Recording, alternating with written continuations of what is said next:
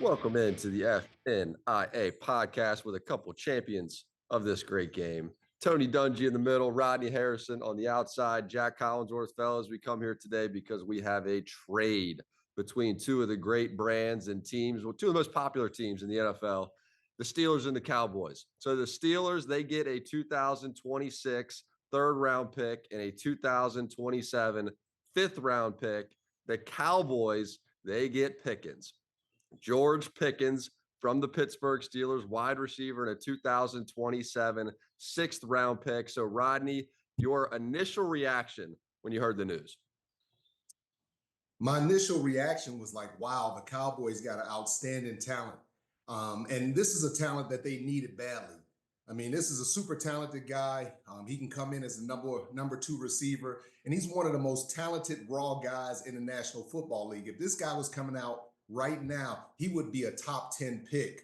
And yes, there's character issues and things like that we're going to talk about. But right now, he gives the Dallas Cowboys an incredible talent at that number two spot opposite of CeeDee Lamb. He helps CeeDee Lamb with the double teams. And this is a big play guy, coach, that can make plays. We've seen it.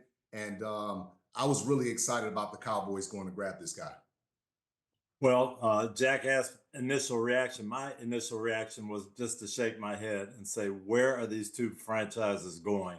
When I was coaching, you really looked at the draft. Okay, we're putting things together, gone through the free agency period. Now we got our draft choices. And that weekend after the draft, you are ready to roll thinking this is our group. Well, all of a sudden, okay, I'm Dallas, I'm going to add a player. I'm Pittsburgh, I'm trading away my best offensive player. What is going on? Why am I trading my best offensive player? And Dallas Cowboys, why do I think the Pittsburgh Steelers are going to try to help me and give me a tremendous talent? Are they really trying to help me win a Super Bowl? So that was my first reaction. Yeah. Yeah. I mean, I think it's all good points. You think about a place where the culture, the structure is set in Pittsburgh, maybe unlike any other place. It's been established for 2 decades, longer than that, if we're being honest, but under Tomlin for 2 decades, to now go to a place in Dallas where the structure and the culture is anything but established with a new head coach coming in and Brian Schottenheimer. And so, Coach, you know Brian Schottenheimer. I remember you talking to him right after one of our Dallas games. Who is he? What is he about? And what kind of a building is he going to be walking into in Pickens? Well, Brian is a great guy. He's a football background all the way. He was 10 or 11 years old when I met him. I was working for his dad, Marty, in Kansas City. He's football all the way. And I know he likes talent and he wants to bring this together, but I'm not sure what type of room he's walking into, Rodney. We saw last year guys with podcasts and guys making statements and we've got to do this and we've got to do that. And you talked about the Cowboys needing to settle down and just play football. And now you bring a guy in that never seems to be excited or happy about his role in George Pickens. I just don't know how all this is going to work together. Yeah, Coach, you talk about George Pickens. I think a part of his disappointment or frustration there is so many quarterbacks, all the different quarterbacks he's had to deal with, the inconsistency at the quarterback position, but also a lot of immaturity on his part. And that's going to be up to the Dallas Cowboys locker room, guys like CeeDee Lamb, guys like Dak Prescott. Those two guys are two of the hardest working guys on the team. They're going to have to really embrace this guy, bring him under and say, hey, man, this is another opportunity you get. You mess up this opportunity, it may not happen for you after this. Grab him, bring him in the weight room, do everything that you can to invest in this kid. If you can do that, and sometimes coach change is good. I mean, now he's going to a bigger market. He's got a lot of eyes on him. It's going to be a lot of tension. There's going to be a lot of temptations off the field that he's going to have to deal with. So his teammates really need to rally behind him. But if I'm a guy in that locker room, I'm ecstatic because I'm like, wow, we get a super talented kid. Now it's up to us to help bring him along. And that's what they're going to have to do, because if I'm looking at it from with my coaching hat on, I'll sit there and say, okay, the Pittsburgh Steelers had a very good defense last year. They struggled on offense. This is their best player. Why are they giving him to us for a third round pick next year? Extremely talented guy. Why are they giving him to us when they need offense and they need help and they need weapons? Coach, I'm gonna Jack, tell you can you why. help me with Because that? I'm gonna tell you why. Because I had some coaches tell me, and I talked to several players, and they said, "Look, this kid is ultra talented, but day to day, it's so tough dealing with all the antics, dealing with the lateness, dealing with, just all the little things. It takes away from it. So, yes, it is a distraction. And when you don't have a super tight or super great locker room in terms of leadership, it should be some question marks. But there's no question, coach, this kid is one of the most talented players in the National Football League. And you get a guy like him, he can make an immediate impact. I think he's going to come in. I think, they might have a couple problems with him or whatever, but I think on the football field, he's going to be outstanding. I think he's going to 60, 70 catches, 8 or 9 touchdowns, maybe 9 to 1,100 yards. I think this kid's going to be outstanding. Well, Jack, you know what I'm seeing here? I'm seeing the difference between a player and a coach. The player is saying, man, I got a teammate that's coming that can make some plays for me. He can score points. He can get us ahead. And I'm sitting Yes. there as a coach thinking, I got a million headaches coming my way. Mike Tomlin is one of the best I know at accepting people for who they are, getting the most out of them, working with them, and working with quirky personalities. He couldn't do it. So do I think I Coach, can let me do just it? say this. Think about last year. Tomlin, to me, I think Tomlin has to be better dealing with the distractions, because last year wasn't just about Pickens. Last year, at times, we saw that defense struggle, giving up big plays, yelling and fighting or screaming at each other. We watched that. So it wasn't like it was just George Pickens. They had some disagreements and some controversy on the defensive side of the ball. So to me, I look at Tomlin saying he has to be better as a coach to eliminate some of those distractions. And yes, he's been fantastic over his career, but last year, I don't think he did a great job as a coach eliminating those distractions. And that's the one thing that I look at, because Coach Belichick would always say, one of the first things he would say, guys, we have to eliminate distractions. He has the signs around the locker room, eliminate the distractions. And then all of a sudden you look at George Pickens, say, okay, is he truly a distraction? For me, I'm willing to give up a third round or sixth rounder for a guy this talented. This guy is just so talented. And yes, it's a crapshoot, coach. You roll the dice, you never know what's going to happen. But I'm willing to take a chance on this level of talent. Do you think this is desperation on the part of Dallas? Yes and no. I think they saw an opportunity to go out and get a great player, and I think, yeah, there's a risk to it. There's a downside to it, but there's a great upside to it. If this kid comes in and if he loves Dallas, and if guys like Michael Irvin come in and talk to him, Emmitt Smith, and really rally behind this guy, I think he can do it, coach. I think if they can put the safeguards in place, that he can be a good citizen, get to the locker room, work out, do all the things he has to do, and play well on Sunday. I think it can be done. Mm, mm. Well, it's not a trade and then sign scenario. So regardless if he was in Pittsburgh or if he was in Dallas, I view this as a 1-year rental. It's a 1-year tryout, and they're not just trying out for the Cowboys, or he wouldn't have just been trying out for the Steelers. He's trying out for 32 NFL teams. He's trying to say, I can play wide receiver in the NFL, and I'm mature enough now to handle it as I approach my mid-20s. Whether or not that answer is yes or no, I think the risk on the Dallas part is just a third-round pick, Rodney, to your point. It's just a third-round pick. If it doesn't work out, you burn a third-round pick and you move on with your life. So is a third-round pick, is the price worth it, Coach, do you think, with everything that's in the water, everything that Dallas knows that they're getting with Pickens as a player, and with what comes with them in the locker room too? Yeah, the price is absolutely worth it, and they didn't give up much to do it. But here's my problem. Here's a guy who wants the ball, no question about it. He's never going to be the number one receiver in Dallas. CeeDee Lamb is going to be the number one receiver. So Yep. is he going to be satisfied being the number two option? If he is, it could be great for him. I just don't know from what I've seen in Pittsburgh. And again, I just keep going back to, why is Pittsburgh getting rid of him when they need offense? Right. Yeah, he didn't want to be in Pittsburgh. It was obvious. If as a player, if you want to be somewhere, you're going to show the excitement, you're going to show the energy. He didn't want to be. So, and then he comes in a situation where he knows he has an all-pro in CeeDee Lamb. So he's not coming there saying, hey, I'm going to be the number one receiver. What he's saying is, hey, I got Dak Prescott. yeah, we're going to run the football, but we're going to pass the ball a lot. I'm going to get my share of opportunities. People are going to continue to double team CeeDee Lamb, and now it's me. And I think he has a great opportunity to come in, play football, and just make plays. And that's what they need. They need a legit number 2 receiver. Jalen Tolbert is solid, but he's a third receiver. And then you got Ferguson at the tight end. They went out and got some young guys to run the football. I absolutely love this pick. And I know, Coach, there's a chance, but like Jack said, it's a 1-year rental. He's extremely cheap. And if he acts a fool, you can get rid of him and you can move on. And then other teams, the other 31 teams, are looking and saying, you know what? Mike Tomlin tried it. Jerry Jones even gave him an opportunity. You know what? This kid can't get it done. We're going to move on. So I think he's looking in the mirror, and his agents and parents and people are telling him, like, look, man, you are on America's team now. You got a great opportunity. Don't screw this up. So now it's on him. And it's cheap. Like Jack said, it's a 3rd round. They're not paying him a lot of money. So I just absolutely love it. You get a chance to get a superstar like this. And I've compared him to Randy Moss at times, but this kid is just ultra talented, Coach. No, you're right. And if it does serve as a wake-up call and he says, you know what, I got to get myself together and be the best wide receiver I can be for the Cowboys, it could work out great because there's no question they're getting a very talented receiver.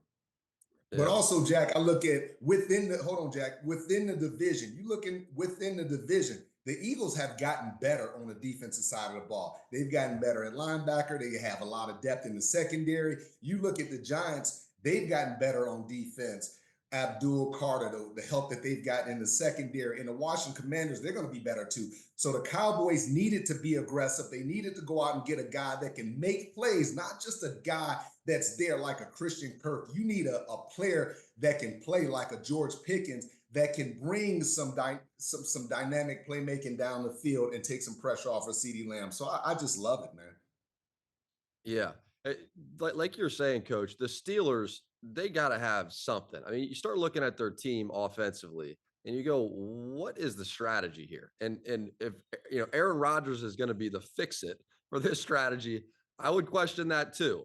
I mean, so you're going to have Mason Rudolph as your starting quarterback. You're going to have DK Metcalf, who you played all this money to. You're going to have a rookie running back coming in and Caleb Johnson. And you're just going to hope for the best. I mean, even if you put Aaron Rodgers into this equation, I still don't feel great about it. So when you look at Pittsburgh, what are they thinking? What are they doing right now? I'm not sure. And to me, that's the problem. Last year at this time, I was excited about the Steelers. I felt like they brought in a couple of quarterbacks who had potential. Hey, you can work with Russell Wilson and develop your young guy, and you can be in good shape. Now, take those 2 guys away. We've got neither one of those quarterbacks. Our number 1 running back is not there. Our number 1 receiver is not there. And we weren't good enough last year on offense. So I don't know where we're going. I don't know what the plan is. Hopefully it'll take shape, but I'm scratching my head right now. And within all of that, it's like we said, they have an opportunity for a 1-year rental, to Rodney's point, with a great talent, and they decide that he's not even worth that.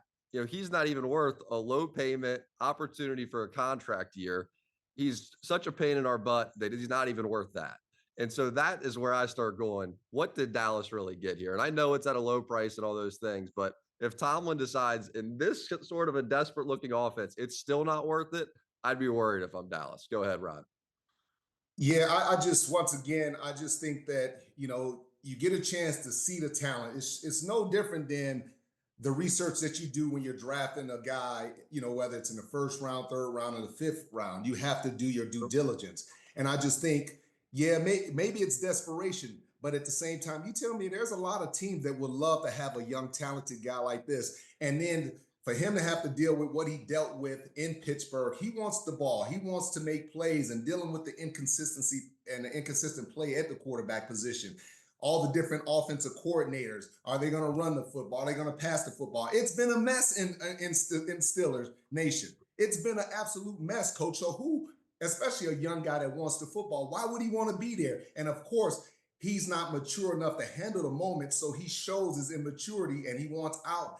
I think that was the best move for the Steelers, to get rid of him, move on, and continue to pursue a new number 2. But for the Dallas Cowboys, man, to me, this is a home run because you get one of the most talented guys in the league at such a cheap price. And like Jack said, you can cut him at any point in time, and it's not going to cost you too much. It's true. So coach, let me ask you this. If you're a first-year coach and you're coming in, and he's been an assistant there, talking about Coach Schottenheimer, but now taking over as a head coach, and one of the first things I assume you try to do is establish who and what this is going to be. What are the Cowboys going to be under Coach Schottenheimer? So first, how hard is that? What are you trying to do in year one? And then talk about the variable coming in and Pickens into that locker room. Yeah, you're setting a culture, no doubt about it. And he's been there, so he's seen how Dallas functions. He knows they've got some talent there. Putting this all together, hey guys, our focus has to be on winning now. We've got to build this team concept. And now you bring in a guy who has a reputation for not being that. Well, you've got to change that around, and maybe the light bulb does go on and it works out great. But that's got to be his concern. Okay, George, you got to fit into us. You're going to be the number 2 receiver. You're not the star. You're not the guy, but we love you. And now you got to be part of this team. That's what his challenge is going to be. But I also think too, Coach Brian is saying, hey, CeeDee Lamb is going to get a lot of attention. You're going to have a lot of one-on-one opportunities. And we've seen you. That's why we were so aggressive in coming to get you, because we know that you can beat one-on-one coverage. So I think you can approach it as in your way, but also look at it from that standpoint as far as him saying, hey, CeeDee Lamb's going to receive a lot of attention. You're going to have a lot of one-on-one opportunities. And like I said, he can put up some good numbers. I look at them very similar to what I look at Jamar Chase and T. Higgins. I think both of those guys could be 1,000-yard receivers, no question. Mm-hmm. I get the feeling like a big part of this whole, who the Cowboys are going to be, what they're going to look like, what they're going to feel like when we go to Dallas for a Sunday night football game is going to fall on the shoulders of Dak Prescott at this point, because he's going to be the one who's going to have to keep both these receivers happy. He's going to be the one that's going to have to keep the locker room intact. And he's going to have a new head coach who's trying to figure out his land legs leading a program. Would you agree with that, Coach, in terms of how much is going to be on Dak with this move? I absolutely agree with you. Dak Prescott is going to have to be the leader in that locker room. He's going to have to get everybody together, keep everybody happy. And hey, George, you only got 5 balls this week. I'm going to get more to you next week. You got to stay in here and stay involved. But then the other side of it, now we've seen George Pickens go out on the field and not block. We've seen him loaf. We've seen him not do the things that every team wants. We've seen the spectacular plays. We know what he's capable of. And the question is, George, what are you going to give us? Are you going to give us that star power week in and week out? Or are you going to be the guy that we're all worried about? And the light bulb just has to go on for this kid. If he plays up to his potential, then I agree with you. Dallas did hit a home run. Yeah, and I'll say with Brian Schottenheimer, I would bring the young man in and just sit him down and say, look, this is what our expectation is. And this is a new Dallas Cowboy team. And this is what our expectation is. We expect you to block. We expect you to do X, Y, Z. And if you don't do those things, we have to have more conversations. But to me, the Dallas Cowboys actually have all the power because they're sitting there. They went out and got the guy, gave him an opportunity. This is second opportunity with a historic franchise. And if he can't make it work in Dallas, most teams will say, you know what, this kid is not worth it. It's going to be over. So really the pressure and the onus is on him to do the right thing, to make the right decisions, to show up. And I just don't think Brian Schottenheimer, he has time. His dad coached me and was a no-nonsense guy, very smart, intelligent coach. And I just think the same thing of Brian Schottenheimer. I used to see him around as well. I think he's a fantastic guy. He's an underrated pick as head coach. And I think he's going to do a solid job. Give us a sense of playing for his dad, Rodney. What was the day-to-day like? What was his style as a coach?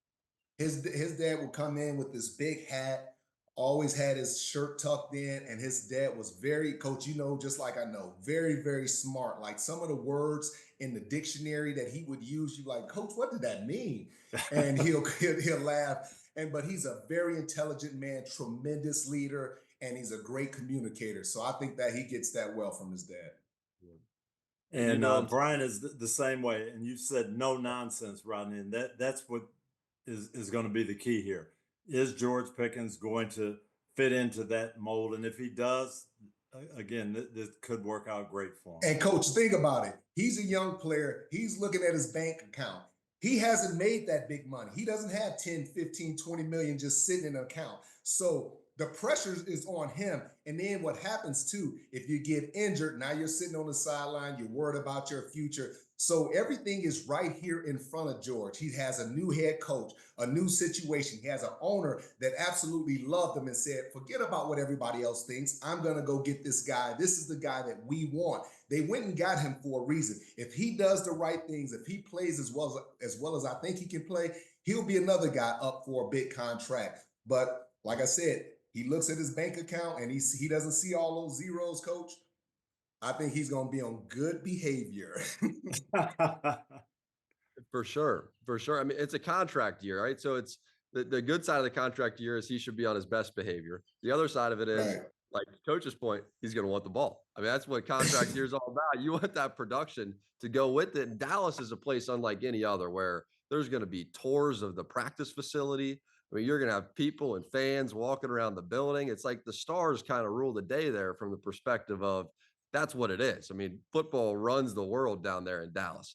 And so he's going to walk into that and he's either going to embrace it and love it and be a star and fit in with CD and Dak's going to like him, or it's going to be, and I think you're going to know the answer to that question pretty quickly. I think it's going to come pretty quickly, coach. Don't you think? I do. And the other side of playing in Dallas that's different in Pittsburgh, everything is magnified. So that big play, that dramatic catch, yes, that's going to be magnified. But when you don't go after the fumble, when you don't block your guy, when you come in late, that's magnified too. Now that's a national story. So we're going to see both sides of it, and we'll see what happens. And you look at Mike Tomlin, I don't think Mike Tomlin handled the situation right, because when you have a guy that continues to come in, he's late, he doesn't respect you or the team, and he's missing meetings and doing that type of stuff. I don't want him in my locker room. You know what I mean? And now he gets a second chance to really make right and to do the right thing, and that's what I'm excited about. I knew he had some issues in Pittsburgh, and I love when guys get a second opportunity. And I just hope and pray that this guy does the right thing, because he's so ultra talented, coach. And if he does the right thing, he can come in and he could become a superstar. Like you talked about, everything being magnified. If he comes in and he catches 65 passes and eight touchdowns, he's going to be a superstar. And they're going to pay him $25 million a year along with CD Lamb. But if he comes in and he's not doing the right thing and he's late, Schottenheimer is not going to put up with that. This is his reputation on the line. He's a new coach, and you have to handle your ship a lot tighter as a new coach. Coach, I'm really curious what Rodney just said, because does it point to the desperation that Pittsburgh did have a year ago? Because if he's showing up late and he's doing these things and you're still playing him because he's the only receiver that you had, when he got hurt, when he had a hamstring injury last year, offensively, Pittsburgh couldn't do a thing. And so Mike Tomlin just in a tough position, which was, we don't have good players. So even if he's being a pain in the butt, we still got to have somebody on the field catching touchdowns. Was that the position he was in? No, I don't think so. It's a little different when you draft a guy, when he's your pick and you want to make this work. And yeah, he's got some issues and you keep working with it. And finally you come to the conclusion it just can't work. Now, when George goes somewhere else, now, as Rodney said, you're kind of on a one-year deal. You either do it or you don't, and you make it happen or you don't. And I think that's where he's going to be with Dallas. And they're going to say, hey, here's the deal, George. Here's what you have to do. And now it's up to you. It really is that you want it to work. You try to make it work when it's your draft choice. And eventually it just didn't, because as you say, they needed him. They don't have this dynamic offense that they can afford to give good parts away. So they just got to the point where they said, it is not going to work here for whatever reason. Hey, coach, and I sit here and I think about the Pittsburgh Steelers and how much respect I have for the organization over 30 years of me, covering them or even competing. And I don't understand why they're waiting for a 40-year-old quarterback when they had a guy like Justin Fields, a 20-some-year-old healthy, strong quarterback, and now they're scrambling around Mason Rudolph and these guys. You had a guy right there. You chose Russell Wilson last year. We talked about it, which, was the obvious choice, but I don't get what they're doing now. I'm with you. I don't know what the plan is. You want to get a young quarterback and develop him and get him to grow. And they have not been able to do that in the last couple of years, and it's hurt the franchise. So I don't know what the plan is. Is it Mason Rudolph and developing him? Is it someone else? You tried with Kenny Pickett, that didn't work out. Justin Fields was there, that didn't work out. Somewhere along the line, you've got to get this young guy. That's our guy, and we're going to grow with him. And just what you just said, think about what George Pickens was thinking about. He was thinking about what you just said. Mason Rudolph, Justin Fields, Russell Wilson. Who is going to be my quarterback? Who's going to be my quarterback? So you see the frustration. They can't run the football. The quarterback is the inconsistent play of the quarterback. So I understand his frustration. I just think that he's going to be a different guy in Dallas. The only thing that makes sense to me is, just if I'm being completely real with this situation, is that Aaron Rodgers went there and he visited with Mike Tomlin, and they have some kind of a handshake agreement that, hey, this is how it's going to go down. I got all this personal stuff going on in my life right now, so I don't want to commit to the team and then miss the offseason program, and then it's going to be a big national story. So it's easier if I don't sign yet. We'll figure out the right date for me to sign, and they're going to go in there with What's more important than football? What's more important than football? No, hold on. What is Jack? Just hold on. To Aaron Rodgers, a lot of things. We know that. That's just part of dealing with Aaron Rodgers. Let me just ask the question. What is more important than football? The thing that gave you your $200-300 million, the thing that gave you opportunities for ownership outside of football. What is more important? So to me, if you're saying, I got all this personal stuff, well, you're 40-something years old. Go take care of your personal stuff. I'm going to take my team this way. And that's just what it is. And you think, what we saw from Aaron Rodgers, even when he was healthy, the last days of his career, he wasn't a great player. So you're sitting around waiting for a guy that's been injured. He's old. He's not committed. He's not going to be in. What the heck are you doing? He's not even committed to the offseason program. Why would you want him there, Coach? That's your team. Tell me. Yeah. I don't understand it, and I'm with you, but I also agree with Jack. To me, you're not going into this season with Mason Rudolph only. You've got to have some other plan. So I think it's coming. I don't know why. I don't know how it makes sense, but something has to be in the mix here.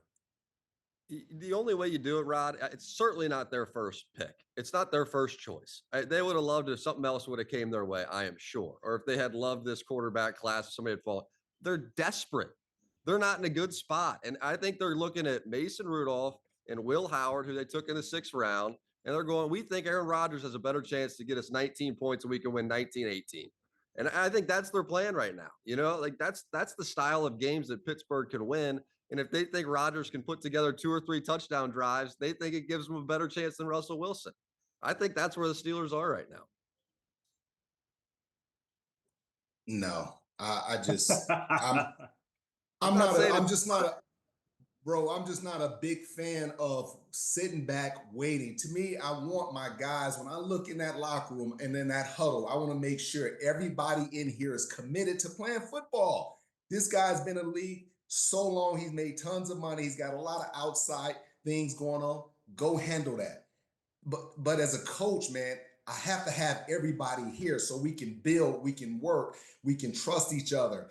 We can sacrifice. It's all part of it. Heck, everybody wants to be out vacationing and traveling and stuff in the summertime, but we need you here, Roger. We need you to, Aaron, we need you here to communicate with our guys. We need you here as a leader. We want to see you in the weight room. We want to see you around the facility. If you can't do that, then why do you want to be part of a team? Because at his age, he's not going to come in that September or June or July and all of a sudden be this Aaron Rodgers that we saw 10 years ago. No, he's going to be older. He's going to be, away from the system, having to learn the offense. To me, it's just a complete disaster. And I'm just not used to seeing the Pittsburgh Steelers this desperate for a quarterback. And they had a 1st-round draft choice at 21. They could have got somebody there, but they chose not to. And I agree with you, Rod. You want to be at this point saying, this is our team. These are our leaders. Here's where we're going. And the Steelers aren't there yet. most teams have their guys in this week and they're ready to go going forward. Well, you trade your best offensive player and you're not sure who your quarterback's going to be. That's not a good look right at this point in time. Coach, you answer me this. How would you guys feel if Peyton Manning came in, a couple weeks, maybe, July, he missed everything this summer and then he comes in July. You guys would not have had the level of success. Those players would not have developed the way they developed. They developed because your leader was there. Your coaching staff was there. Everybody was there. No doubt. No doubt. I think Aaron likes the shine. He likes the life that comes with being the starting quarterback in the NFL. And the question is, can he still do it? So you have to evaluate. He's coming off the Achilles. 1 year off the Achilles, he didn't look good. So does 2 years help now that he's 2 years removed from it? Or is the fact that he's 40 plus a bigger deal than coming off the Achilles? And I think Pittsburgh's not where they want to be, as I have somebody mowing the lawn right here. Sorry about that. But it's where they are.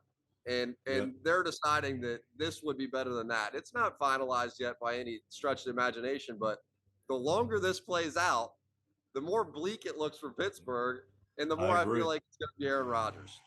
You could have had Justin Fields 2 year, $40 million, and you're sitting waiting on a guy that's 40-something years old. Jack, I'm 52. When I get out of bed, sometimes I can't move.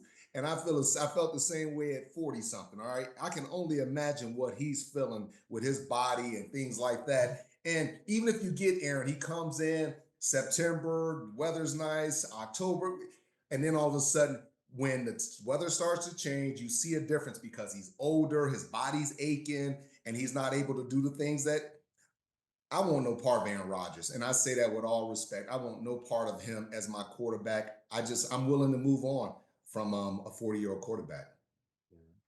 And Septembers are important, but you build your championship teams in February, March, April, May, June. That's when the building process starts. There's only one way to find out, guys. We let the all season play its way out. It's fascinating on both sides. I mean, it's just fascinating on both sides. I can't wait to see Dallas in 25, 26. I can't wait to see Pittsburgh over that same stretch. But this is where it all begins. A little off-season. Hey, Jack. Go ahead, Rod. I can't wait to see Pickens in our post-game show when we're interviewing him. And I'm going to say, Coach Dungy and Jack said that you were a big-time risk. But look at you. You got 10 catches, 2 touchdowns, 150 yards. How does it feel? And he could. And that I think he's got that type of ability. Trade for Dallas. I wouldn't be shocked at all. Fellas, thanks so much for doing this. Any more trades, I'll be calling your phone. All right. FNIA podcast. We are out. Peace.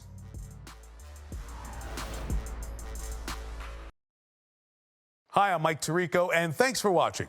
Make sure to hit subscribe for the latest news and highlights from NBC Sports.